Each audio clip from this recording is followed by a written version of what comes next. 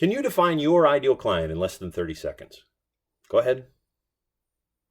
If you're having trouble with that, stick around and I'll show you 4 simple questions that will help you define your ideal client and go out and win their business.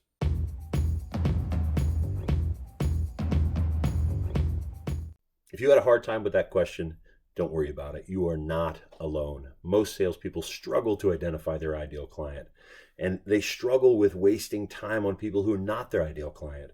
They have conversations that don't move the ball down the field with people who can't even buy. So lucky for you, the answer is simple. 4 key questions you need to have the answers to that will keep you out of that rut and keep you out of the problems that you have. I'll drop a worksheet down below. But here's the key. You ask a better question, you're going to get a better answer. Question number 1, who's the decision maker or decision makers? Question number 2, what is the unique problem that you are uniquely qualified to solve for that customer? Question number 3, what's their budget?